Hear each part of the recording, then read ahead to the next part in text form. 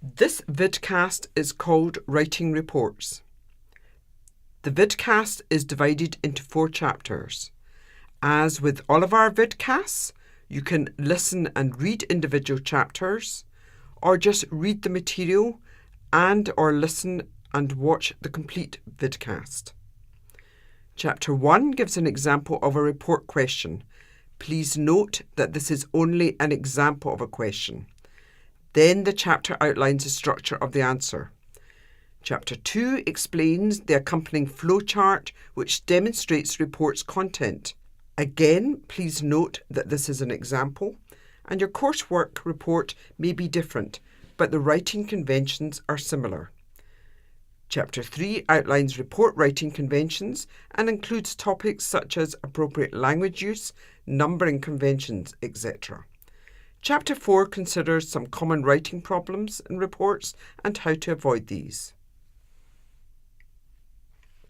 When studying at university, lecturers wish you to extend your reading and adopt close reading as opposed to surface reading, and they expect that a range of literature will be used and referred to within the text.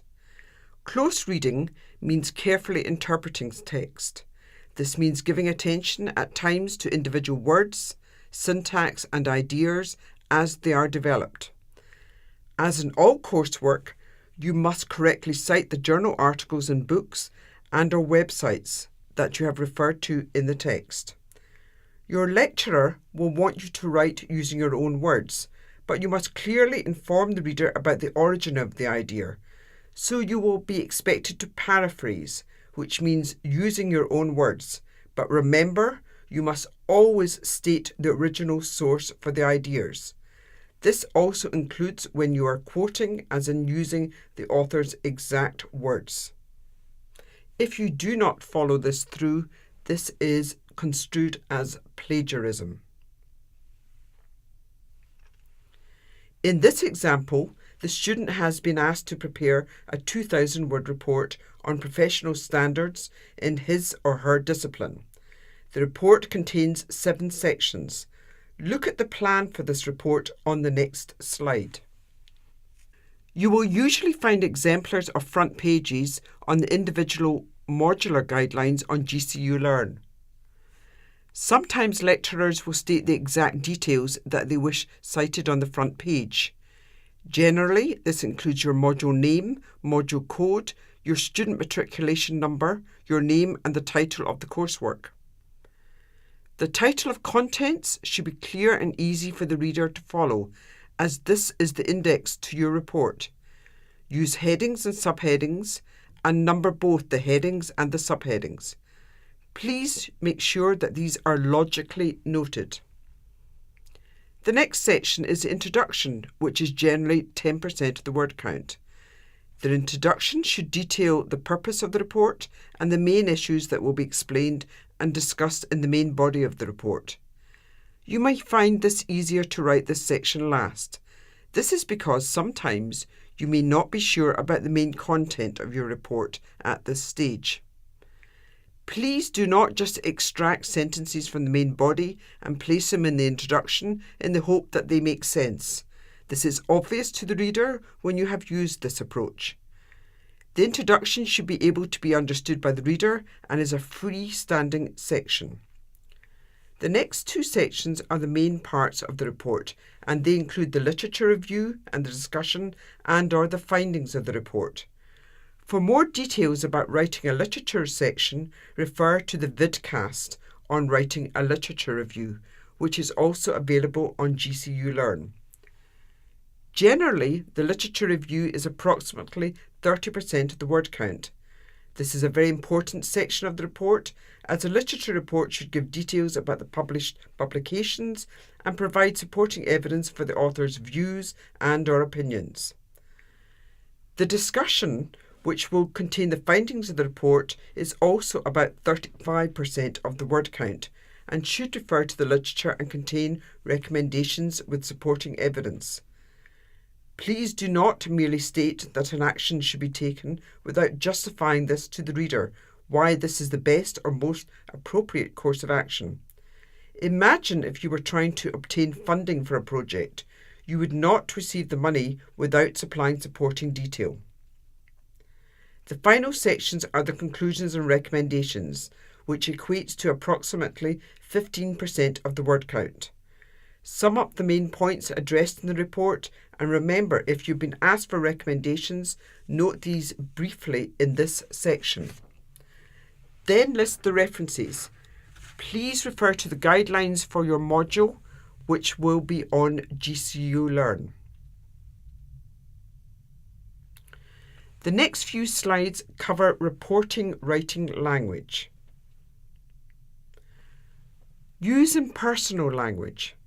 Remember, this is a formal report, and unless your lecturer has said, please do not refer to I, we, and you.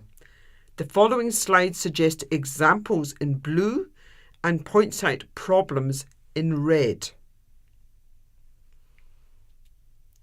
3 health and safety reports indicated that, or 3 specific reports on health and safety were found in. It is very irritating and confusing for the reader if you use conflicting verb tenses. If you are unsure about this, then refer to links at the side of the slides on this topic. Use the present tense for the introduction, such as this report examines, and the past tense for the findings, the results indicated. Keep the tenses consistent. Avoid the following as verb tense keeps changing, which means the sentence is unclear. Strategies were adopted in the library search that can allow a wide-ranging search which provides 30 results. To improve this example, you could write, strategies were adopted in the library research which allowed a wide-ranging search. The search provided 30 results. Use cautious language. Reports require cautious language to suggest implications or inference. Do not use huge, enormous, many. Instead, use it would appear that, this suggests, research may, it seems that. Reports must also include complete sentences. For example, Stewart bracket 2004 close bracket argues that there is an uneven distribution of power in a partnership. The relationships between members of that partnership can become frayed and disturbances may begin to appear. Numbering sections. You may use bullet points and lists in report. If writing a list, detailing categories or can be used also for subheadings, such as 6.0 timber decay, 6.1 dry rot, 6.2 wet rot, 6.3 woodworm. But do not write the complete report using a list format. You must include sentences and paragraphs. Paragraph use. Make sure the points that follow the opening sentence of the paragraph link to the lead sentence. If individual stones have decayed beyond repair, they may be removed and replaced. Mortar can also be repointed if the erosion is not in full depth, although a combination of both defects may require the stock to be dismantled and reconstructed. Acronyms. The use of acronyms is allowed provided the first time you write the words, you also write out the words in full, such as Department for Environment, Food and Rural Affairs, may be then known as DEFRA. Writing numbers in the text. Small numbers, in brackets under 10, close brackets, are usually written in full. Longer numbers are given in figures, such as 3 types of fabrication processes. There are 34 pieces of legislation referring to. Use appropriate link words. This is to show the relationship of information, such as, although the majority of clauses and obligations within a lease are essential, Common writing problems in reports: being too general and vague. Be specific. Do not use "everyone agrees that." While this may be true, you can only make such statements if supported by evidence. If you cannot support the argument, you should be cautious. However, the Commission for Rural Communities (open brackets 2010) close brackets points out that avoid wordiness and padding which makes the meaning unclear, such as this poor example. Both companies will have to forecast the changes in the environment before it becomes an unmitigated threat and use the information to develop a robust strategy to ensure a degree of competitive advantage. The average sentence length is between 21 and 25 words long. Overly long, complicated sentences obscure meaning in reports. Avoid overtones of approval or disapproval. It was obvious that the staff were operating unsuccessfully. Or, unfortunately, I was given no instruction. This made it impossible for me to function. These statements are loaded with overtones of disapproval, which can damage the objectivity of your work.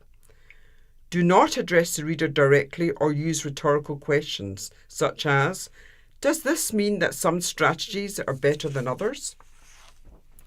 Avoid abbreviations and contractions, such as "there," "for," "they are," and etc. Avoid also "i.e." Avoid also "doesn't" and "don't." Please use these words in full. If you wish more information about any aspect of academic writing or would like to discuss your coursework, please contact the Learning Development Centre in M534 on the 5th floor of the George Moore Building. You can make an appointment by emailing askldc@gcu.ac.uk or by phoning 0141 273 1230. If there is no one available to answer the phone, please leave your name and contact details and someone will get back to you. Alternatively, please pop in and visit us in the LDC.